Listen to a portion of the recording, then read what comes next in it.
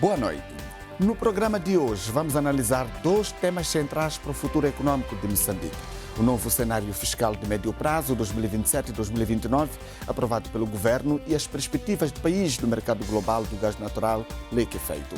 As decisões fiscais e os grandes projetos energéticos continuam a marcar o debate sobre o crescimento, sustentabilidade e desenvolvimento econômico do nosso país. O governo prevê uma recuperação gradual da economia com foco na disciplina das finanças públicas, mobilização de receitas internas e investimento em setores estratégicos. Ao mesmo tempo, Moçambique reforça seu posicionamento como um dos países com maior potencial de expansão da oferta mundial de GNL, sobretudo a partir da bacia do Rovuma.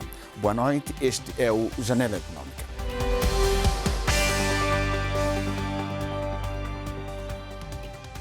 O Conselho de Ministros aprovou o cenário fiscal de médio prazo 2027-2029, principal instrumento de programação macrofiscal e orçamental que orienta a preparação do Plano Econômico e Social e Orçamento do Estado para o ano de 2027. O cenário prevê uma recuperação gradual da economia, com um crescimento médio anual do Produto Interno Bruto de 4,9% com gás e 2,1% sem gás, podendo atingir 9,5% em 2029, com a entrada em produção dos projetos de gás natural liquefeito. No plano fiscal, o governo aposta no reforço da mobilização de receitas internas, maior eficiência da despesa pública e contenção das pressões sobre a massa salarial e o serviço da dívida. O investimento público continuará concentrado em infraestruturas, agricultura, energia, capital humano e transformação estrutural da economia. O Executivo prevê ainda a redução gradual da dívida pública de 72,2% do Produto Interno Bruto em 2025 para 67,1% em 2029, acompanhada por uma diminuição de serviços da dívida através de uma gestão mais prudente com maior recurso ao financiamento concessional e alongamento das maturidades. Que o cenário fiscal de médio prazo prevê a estabilização e redução gradual da dívida pública, que deverá passar de 72,2% do PIB em 2025 para 67,1% em 2029.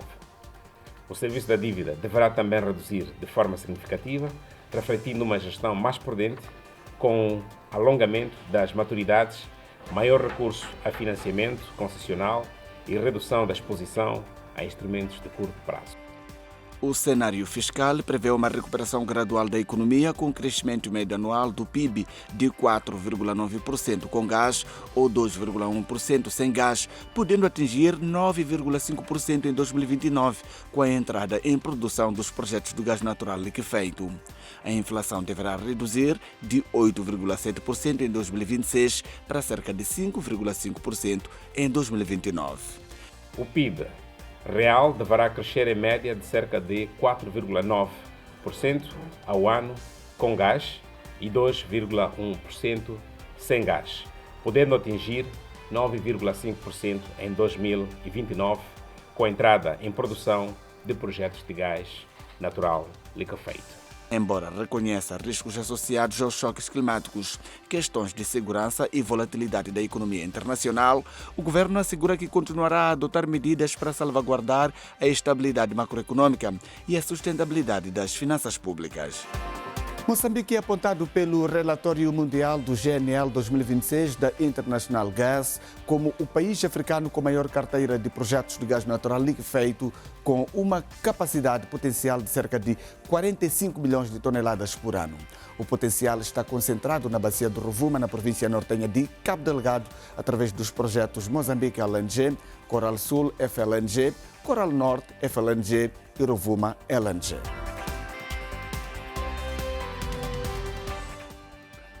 Moçambique é apontado pelo Relatório Mundial do GNL 2026 da International Gas como o país africano com maior carteira de projetos de gás natural liquefeito GNL, com uma capacidade potencial de cerca de 45 milhões de toneladas por ano. O potencial está concentrado na bacia do Rovuma, através dos projetos Moçambique LNG, Coral Sul FLNG, Coral Norte FLNG e Rovuma LNG. Contudo, A concretização destes investimentos depende da retoma dos grandes projetos terrestres, na mobilização de financiamento e na consolidação da estabilidade em Cabo Delgado. Além do potencial de exportação, o principal desafio para o país é transformar os recursos de gás em receitas públicas, emprego, desenvolvimento de competências e oportunidades para as empresas moçambicanas. O relatório indica que o comércio mundial de GNL atingiu um recorde de 436,99 milhões de toneladas em 2025, um crescimento de 6,3% face ao ano anterior.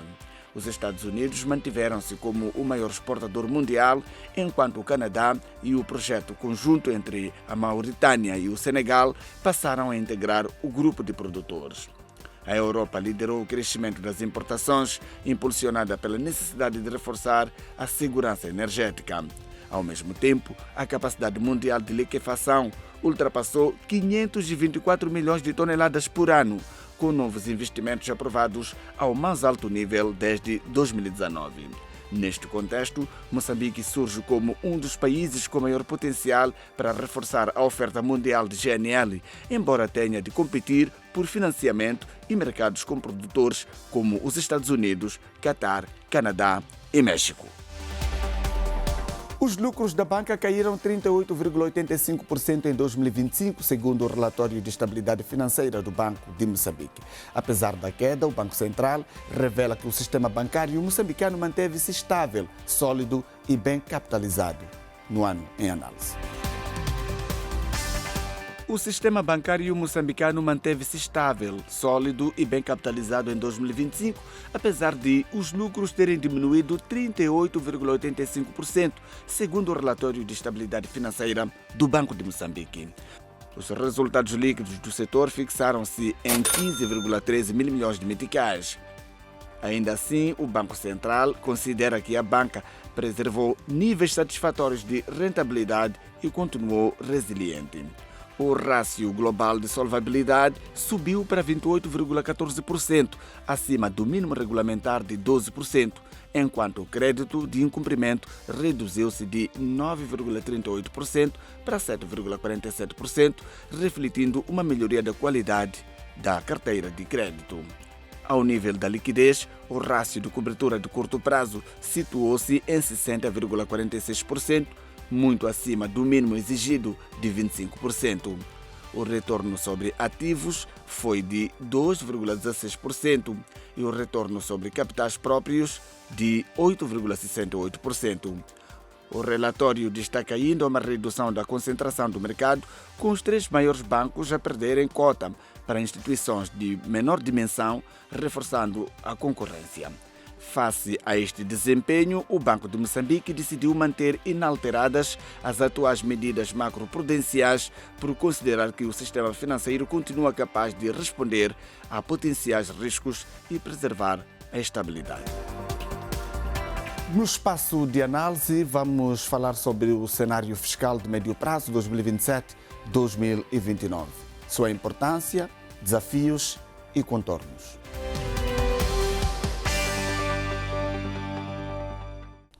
Dr. Drek, o Governo aprovou ontem o cenário fiscal de médio prazo 2027-2029. O que é que de concreto vai significar este cenário? Bom, saudações a si, aos telespectadores que nos acompanham, a equipe técnica.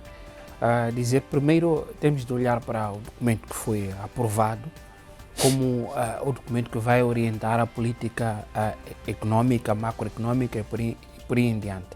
Este documento, de alguma forma, vai permitir que exista uma maior previsibilidade, é o que o Governo pretende com o cenário que foi aprovado, que é indicar de que linhas é que se vai cozer a economia nos próximos anos.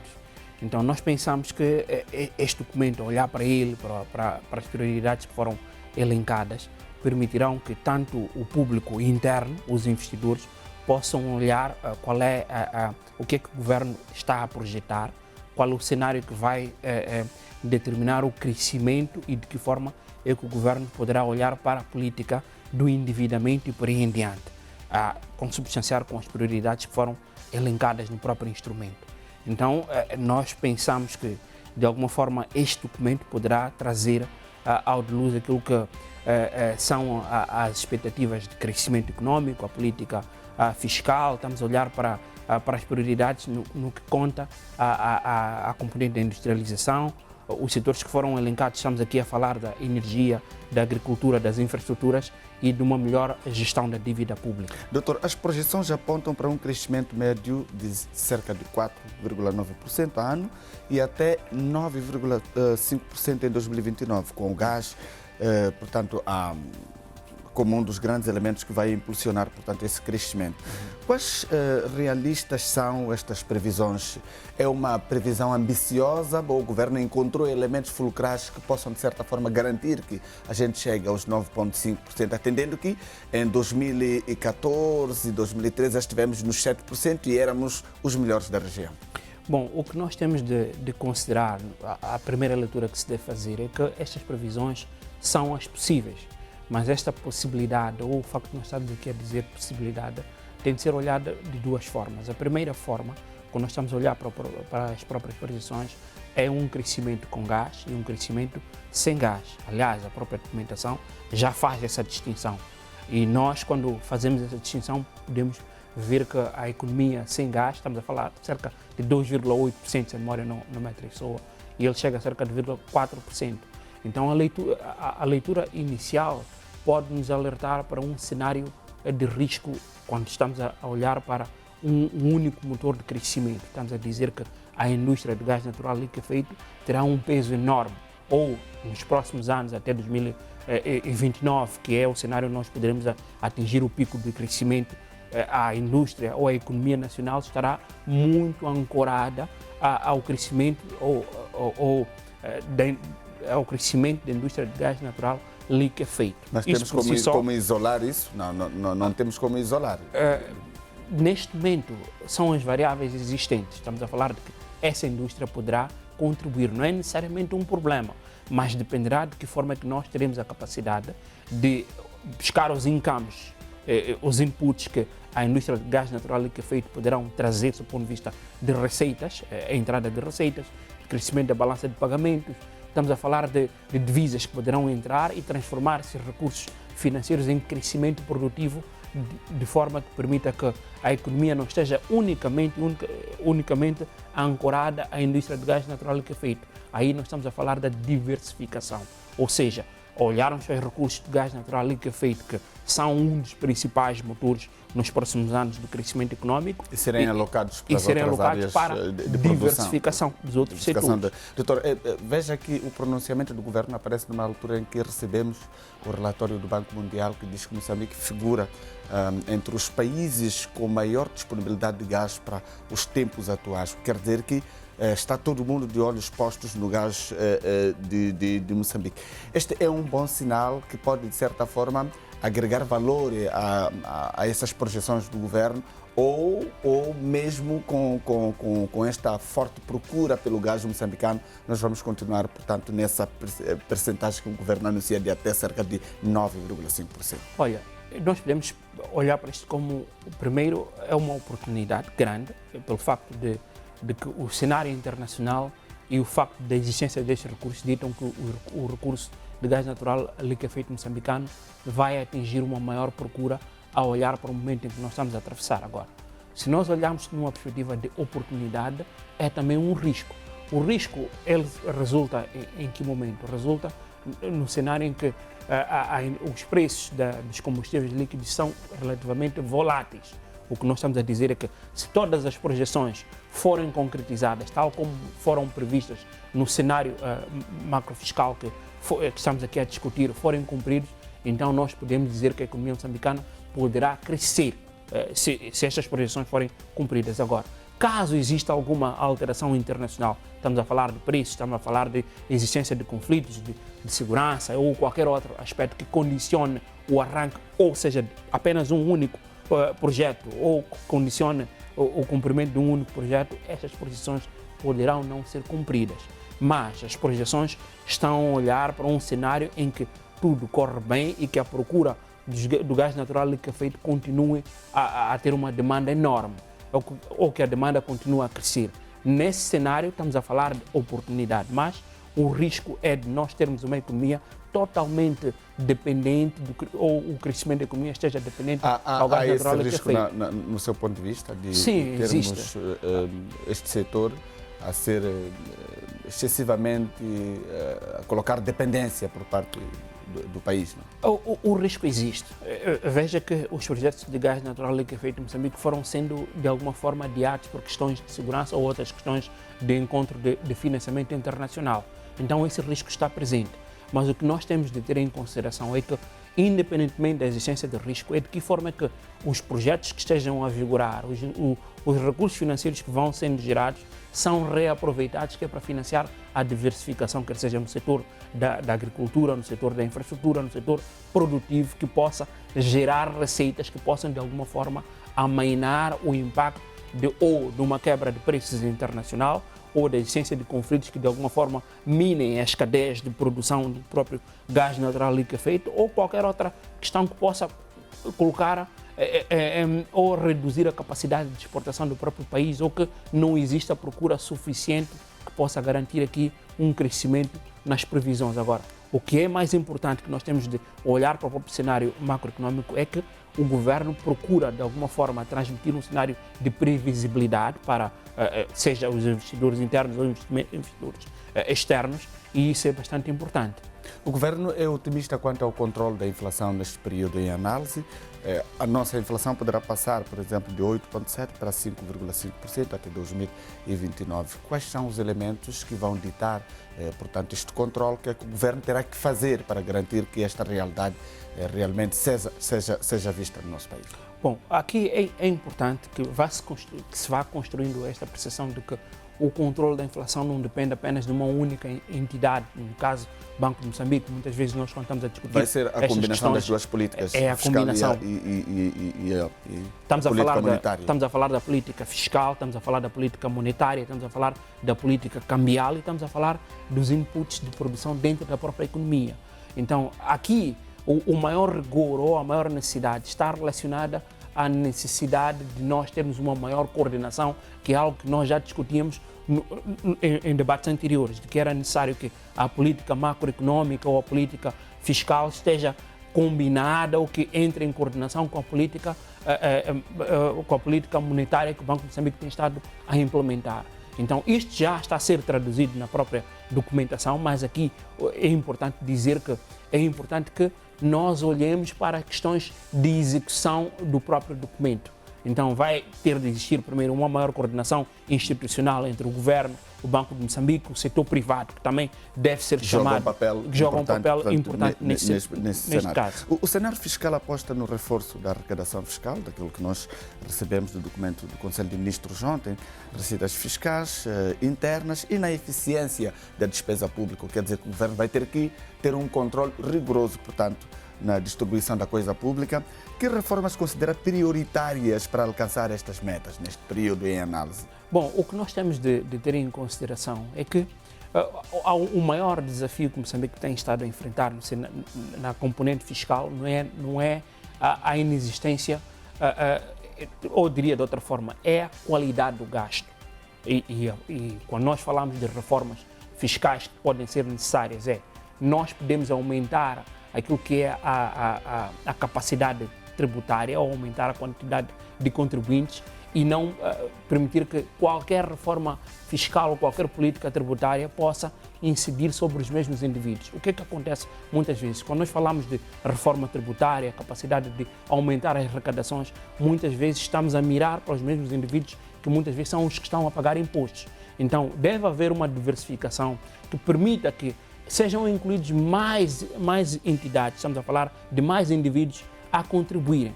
Aí estamos a falar primeiro de uma reforma que olhe para a questão de aumento da arrecadação tributária. Depois existe uma outra componente que é melhorar a qualidade da despesa. Estamos a falar de, primeiro, olhamos para aumento de indivíduos que vão contribuir, depois olhamos para a qualidade da despesa e uma necessidade de fortalecimento institucional. Estamos a dizer que qualquer política fiscal, qualquer política governamental deve também estar ancorada ao fortalecimento institucional. Eu poderia dar um exemplo simples sobre a intervenção dos tribunais, o papel do tribunal no sentido de credibilização das instituições nacionais. Vamos imaginar que as instituições financeiras estejam a emprestar crédito à própria economia e que existam entidades, sejam elas particulares ou coletivas, que estejam a entrar em incumprimento. Quando os tribunais têm a capacidade de julgar e garantir que as instituições financeiras recuperam os seus ativos rapidamente, isto também fortalece e permite que os investidores possam, de alguma forma, ter essa confiança de investir. Isto depois traduz-se numa maior informação aos mercados internacionais que vão olhar para o nosso mercado interno como sendo credível. Na dívida pública, o governo prevê uma redução, portanto, de 72,2% para 67,1% do produto interno bruto. É dos objetivos, portanto, que o governo pretende alcançar neste período. Que impacto poderá ter a confiança dos investidores e na sustentabilidade, portanto, na confiança dos investidores e na sustentabilidade das finanças públicas neste período? Bom, esta questão da gestão da dívida pública, como estávamos a dizer anteriormente, um dos maiores desafios é gerir a dívida com qualidade. Nós temos que saber para que a dívida ela é feita quando nós vamos nos endividar, numa primeira hipótese, e depois estamos aqui a falar da qualidade e se a própria economia consegue financiar essa própria dívida. Isto para dizer o quê? O documento diz que tem a necessidade de, nos próximos anos, reduzir aquilo que é o valor do endividamento público ou o valor da dívida pública. Mas a questão nem sempre, ou existem economias que têm endividamento público acima de 100% do produto interno bruto. O que é diferencial? É a qualidade das instituições que permitem garantir que os investidores tenham confiança com aquela economia. Mesmo que seja tarde, nós vamos receber os Mesmo valores. que seja tarde, mesmo que os rastros da dívida pública sejam superiores ao produto interno bruto, aquela economia tem capacidade de cumprir com suas obrigações e que, de alguma forma, caso existem incumprimentos, existem instrumentos internos. Aqui o maior desafio é robustecer a nossa economia de tal forma que garanta uma estabilidade e confiança por parte dos financiadores da própria economia. É efetivamente isso que está a referir. Estamos aqui a falar de qualidade das nossas instituições, de execução orçamental, a qualidade da dívida, a capacidade de remuneração e não necessariamente, eu faço esta referência para que não se crie uma ideia de que o problema é o endividamento. E os projetos anunciados pelo governo, por exemplo, a questão de alargamento da linha férrea, a construção de uma linha férrea que vai ligar o sul, centro e norte do país para permitir o escoamento de produtos de províncias de diferentes pontos do país, permitindo a comunicação e o fluxo do comércio. A questão da logística, a questão da cabotagem marítima, que tudo foi anunciado pelo governo, não vai jogar um papel importante para robustecer a economia e garantir que essas entidades ou instituições ganhem cada vez mais confiança na nossa economia? A pergunta que faz liga para a questão que nós estávamos a dizer da indústria do gás natural liquefeito, dos recursos provenientes da indústria do gás natural liquefeito. Nós dizíamos que a nossa maior capacidade, o nosso maior desafio é transformar os recursos provenientes desses setores para diversificar a própria economia. Quando nós falamos da logística, da componente da logística, falamos da componente de investimento em energia, falamos de investimento em indústria agrícola, estamos a falar da agricultura, estamos a dizer que estamos a diversificar de alguma forma a própria economia. Isto liga aos pontos que está aqui a dizer que o facto do governo ter anunciado que a componente da via férrea, estamos a olhar para uma componente da logística nacional. E quando nós falamos da qualidade da dívida, estamos a dizer que poderia existir aqui, o governo poderia aumentar o ratio da dívida pública no sentido de garantir que essa dívida é direcionada para o investimento produtivo.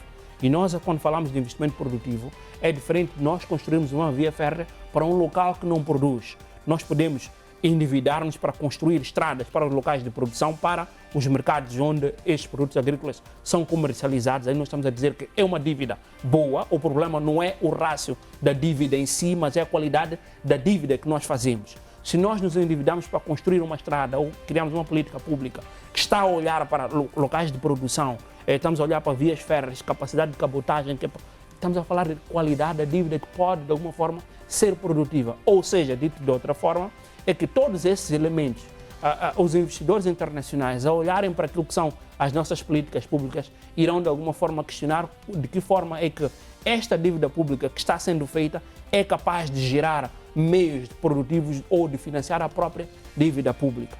Então o problema não é necessariamente o volume da dívida, mas é a qualidade da dívida e se a nossa economia está em condições de financiar. Os investimentos ou as políticas que foram anunciadas de alguma forma mostram a seriedade que o governo está a olhar para esses instrumentos e de que forma que esses instrumentos poderão trazer retornos, quer seja para Moçambique e para a região no seu todo. Doutor, ainda na senda da sua explanação, o governo diz que o investimento público continuará concentrado, por exemplo, em setores estratégicos. Fala do capital humano, fala da agricultura, fala da energia.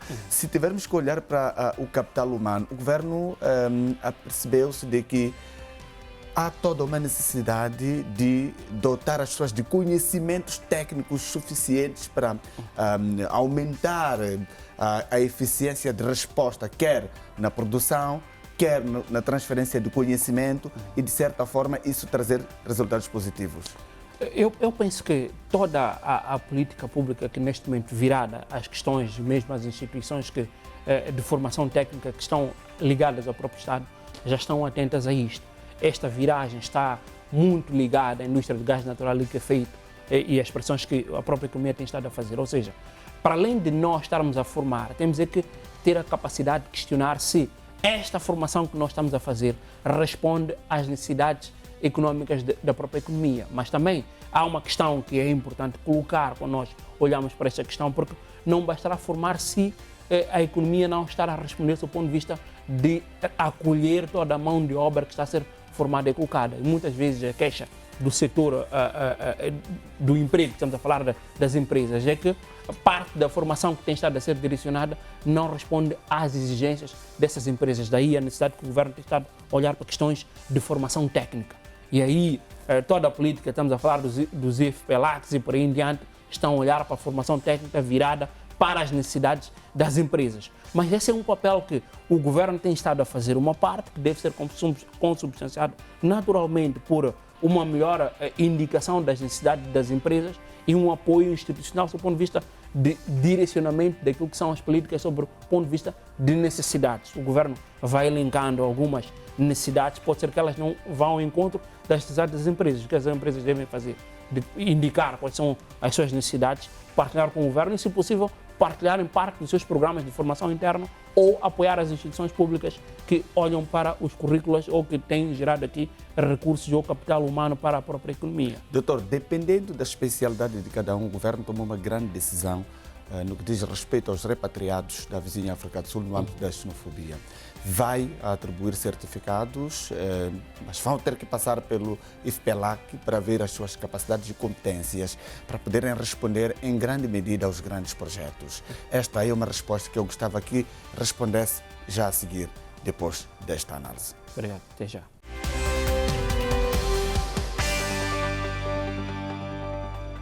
O governo necessita de cerca de 102 mil milhões de meticais, o equivalente a 1,6 mil milhões de dólares norte-americanos, para recuperar e reconstruir os danos causados pelas cheias. Os danos físicos estão estimados em 69,5 mil milhões de meticais, enquanto as perdas econômicas rondam os 41,4 mil milhões de meticais. O governo aprovou o Plano Global de Recuperação e Reconstrução pós-cheias 2026, um instrumento estratégico que visa restaurar as zonas afetadas pelas inundações de janeiro e reforçar a resiliência do país face a futuros desastres naturais. As cheias afetaram cerca de 724 mil pessoas em 6 províncias e provocaram um forte impacto econômico, levando à revisão em baixa da previsão de crescimento do Produto Interno Bruto para 2026 de 2,8% para 0,59%. As cheias de janeiro de 2026 afetaram cerca de 724 mil pessoas nas províncias de Maputo, Gaza, Inhambane, Sofala, Manica e Zambésia, com impactos significativos sobre a pobreza, segurança alimentar e os meios de subsistência. Os danos físicos estão estimados em 69,5 mil milhões de meticais, enquanto as perdas econômicas rondam os 41,4 mil milhões de meticais. As necessidades de recuperação e reconstrução ascendem a cerca de 102 mil milhões de meticais, o equivalente a 1,6 mil milhões de dólares norte-americanos. O impacto macroeconômico traduziu-se numa revisão em baixa do crescimento do PIB de 2026, portanto, de 2,8% para 0,59%. As estimativas indicam danos físicos de cerca de 69,5 mil milhões de meticais, perdas econômicas de aproximadamente 41,37 mil milhões de meticais e necessidades de recuperação e reconstrução estimados em cerca de 102 mil milhões de meticais. O plano prioriza 5 áreas de intervenção: assistência humanitária, reposição dos serviços essenciais, reconstrução de infraestruturas resilientes, recuperação da atividade econômica e redução do risco de desastres. O governo refere que a implementação será financiada através do orçamento do Estado, do apoio dos parceiros de desenvolvimento, de mecanismos de financiamento climático e de outras fontes inovadoras, com foco na reconstrução sustentável, proteção dos grupos vulneráveis e fortalecimento da capacidade de resposta do país às mudanças climáticas. O governo está a mapear as competências dos cidadãos moçambicanos repatriados da vizinha África do Sul para atribuir certificação profissional visando facilitar a sua integração no mercado nacional. Os repatriados vão ser igualmente integrados em programas de mobilidade laboral com Portugal e os Emirados Árabes Unidos. O recrudescimento dos ataques xenófobos na África do Sul já resultou no repatriamento de 1.363 cidadãos moçambicanos desde 30 de junho. Destes, 625 regressaram ao país entre os dias 1 e 4 de julho. Na vertente econômica, o principal desafio passa pela reintegração destes trabalhadores no mercado de emprego. Dos repatriados, 809 declararam possuir uma profissão, com predominância para pedreiros, artesãos, pintores e empregados domésticos, além de eletricistas, carpinteiros, canalizadores e ladrilhadores. O que fizemos primeiro é garantir que eles efetivamente chegam, registram as suas profissões e depois vê-se qual é a legalidade deles, da situação, o nível de reconhecimento das suas competências para permitir que eles possam ser enviados ou submetidos às diferentes oportunidades que existem. O governo diz estar a mapear as competências destes cidadãos e, através do Ministério do Trabalho, Gênero e Ação Social, em coordenação com o IFPELAC, preparar a certificação profissional para facilitar a sua integração no mercado nacional e em programas de mobilidade laboral com Portugal e os Emirados Árabes Unidos. No caso concreto, a maior parte dos casos que nós apresentamos aqui são casos em que os moçambicanos trabalhavam mesmo sem certificação. Portanto, têm muita experiência de trabalho na África do Sul, onde estavam nas diferentes áreas, na construção, fizemos referência e outras áreas, mas não têm nenhum certificado. Transformaram-se mestres e por aí. O que estamos agora a fazer é trabalhar com a nossa instituição de formação profissional, o IFPELAC, como fizemos referência, para, uma vez comprovada a competência técnica, serem certificados. Paralelamente, Moçambique continua a prestar apoio de trânsito de cidadãos malauianos que regressaram ao país, tendo já transportado mais de 6.156 pessoas para a fronteira de Zobwe desde o mês de junho. Com estas medidas, o governo procura reduzir o impacto econômico do repatriamento, preservar o potencial da mão de obra qualificada e criar novas oportunidades de emprego para os cidadãos afetados. No segundo espaço da análise, vamos falar do impacto da reintegração de cidadãos repatriados da vizinha África do Sul.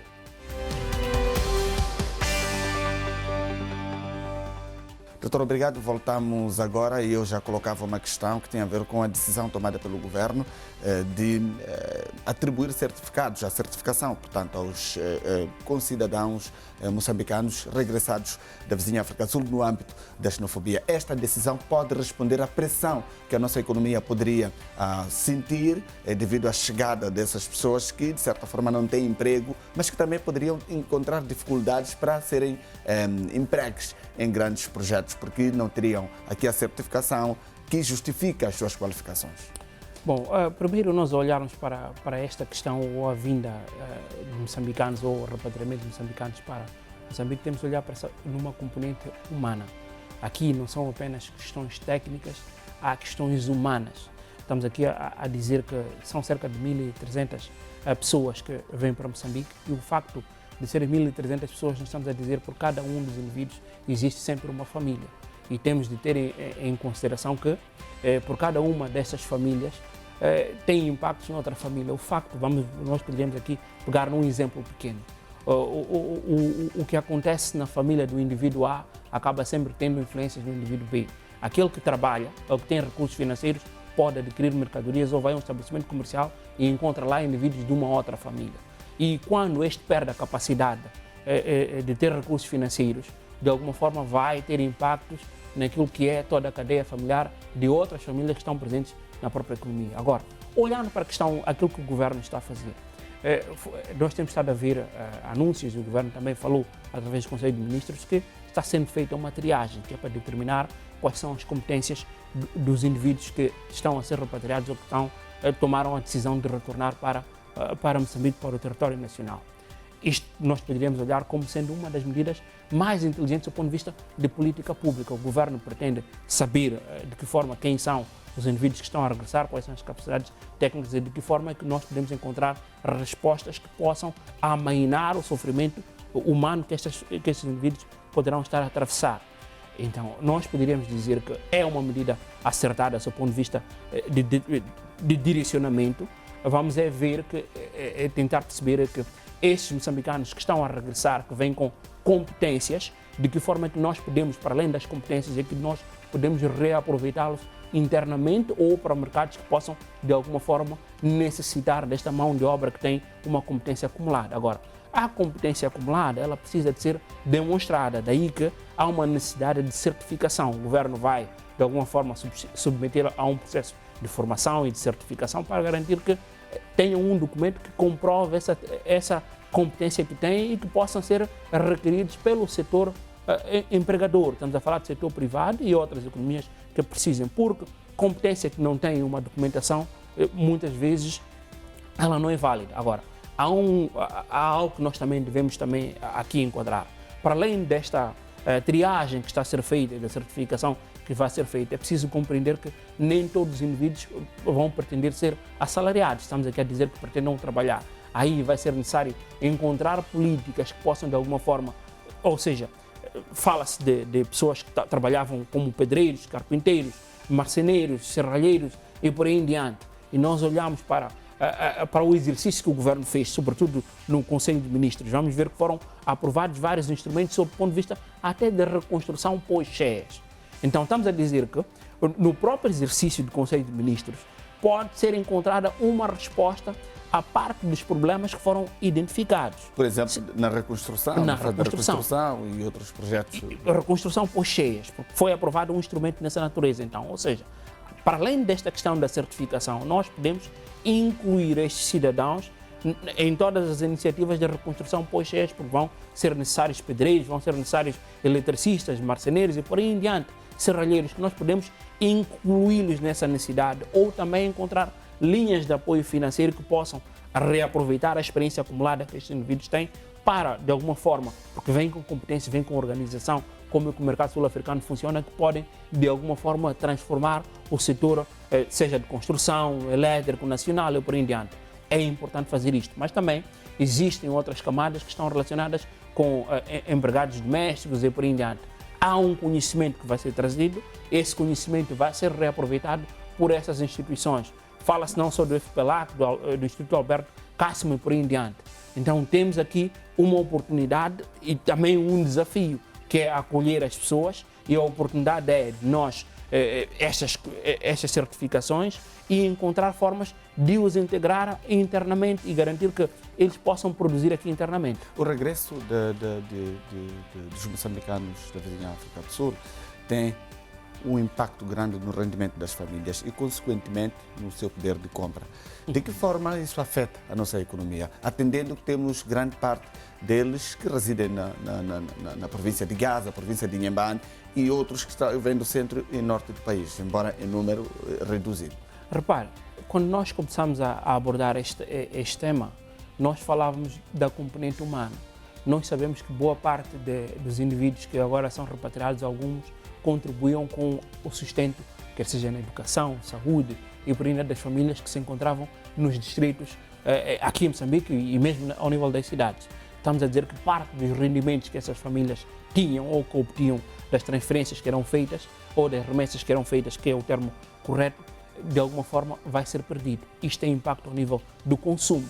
E quando nós falamos de impacto ao nível do consumo é que algumas famílias poderão, de alguma forma, passar por algumas dificuldades. Essas dificuldades poderão ser vistas a partir da redução do consumo. E quando falamos da redução do consumo, ou seja, de alguma forma, vão impactar naquilo que é o nível de procura. E quando há um nível de procura, estamos a dizer que a própria economia pode, de alguma forma, ou as economias locais podem, de alguma forma, reduzir negativamente com a redução da produção. É aí onde nós falávamos que o impacto que existe numa família, de alguma forma, acaba sendo transferido para outras famílias. Se estas famílias deixam de comprar e a economia deixa de ter um consumo que possa transformar-se aqui num aumento da produção, de alguma forma todos nós acabamos sendo impactados. A outra novidade que nos veio do governo é a mobilidade laboral com Portugal e os Emirados Árabes Unidos como alternativa para o emprego destes trabalhadores. É uma decisão acertada. Bom, existem acordos que foram feitos com esses dois países e o facto de nós termos moçambicanos a regressarem é visto como uma oportunidade para que estes moçambicanos possam escolher se pretendem ou ficar aqui em Moçambique a encontrar oportunidades aqui internas ou aproveitar esta janela que é de passarem para os Emirados ou para Portugal.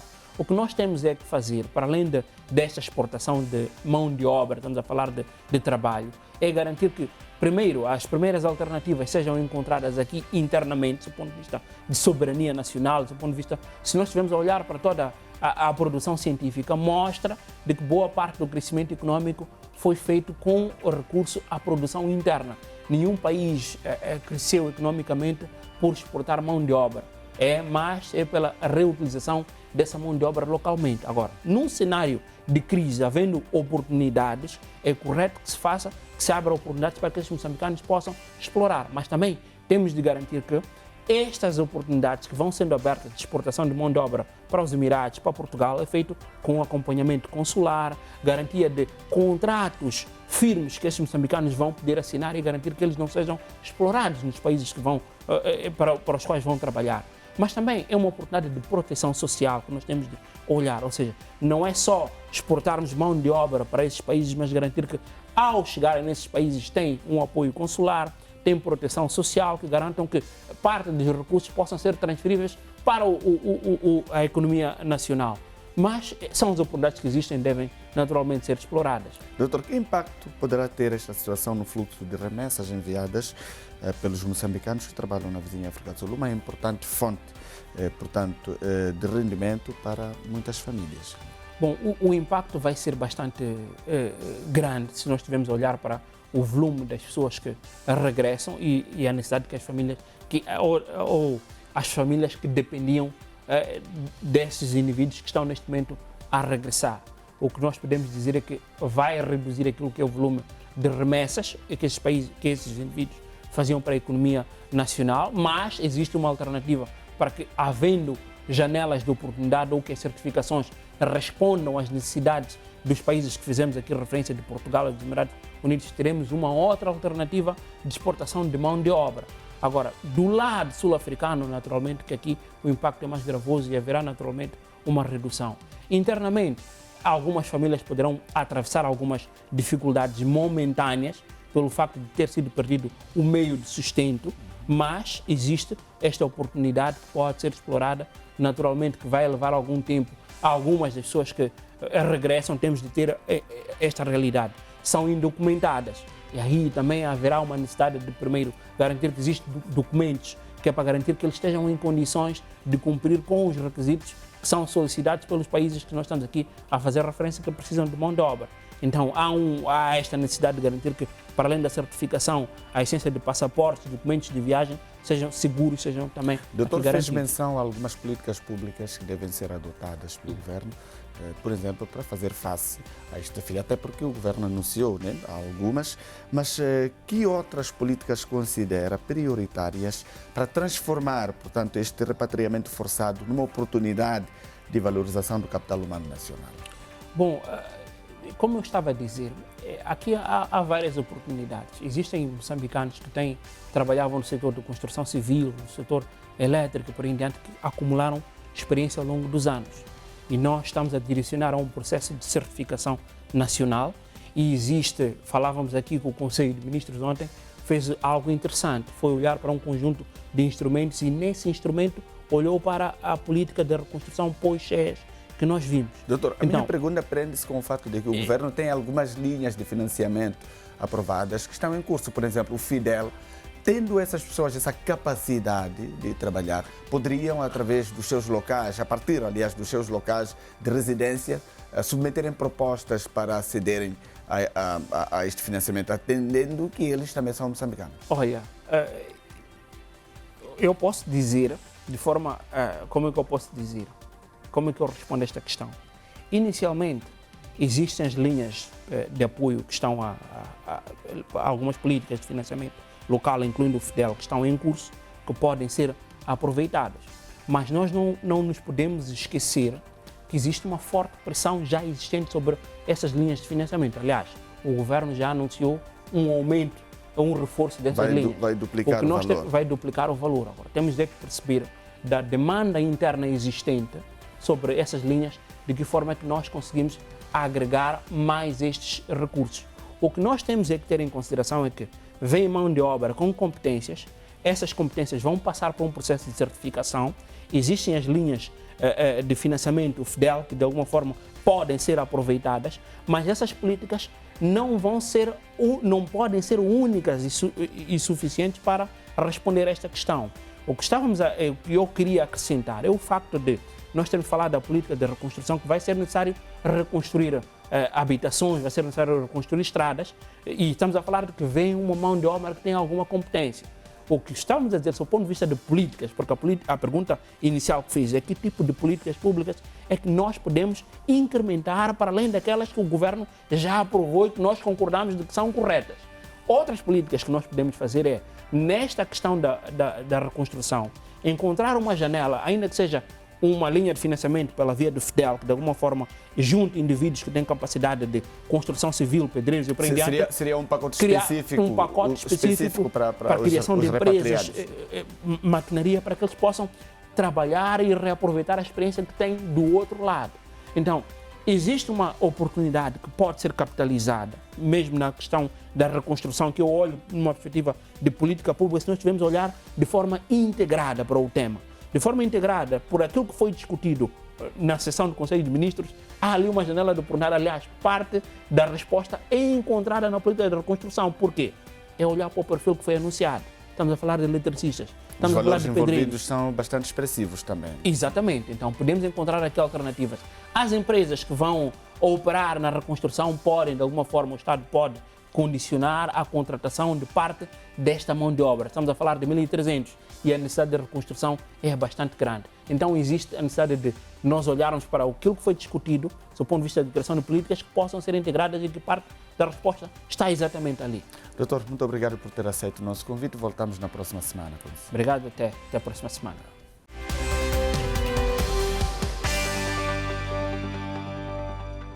O Conselho de Ministros apreciou e aprovou a resolução que aprova o mecanismo de facilidade de pagamento dos credores no exterior através da empresa Petromoc Sociedade Anônima. O mecanismo fixa um montante de 50 milhões de dólares norte-americanos para garantir o fornecimento de combustíveis líquidos e assegurar a sua continuidade em todo o território nacional, bem como minimizar os impactos sobre os consumidores e a atividade econômica, recorrendo à conta bancária titulada pelo Ministério das Finanças, domiciliada no Banco de Moçambique, para o pagamento aos credores, como fizemos referência, no exterior, e que deve ser aprovisionada pela entidade solicitante.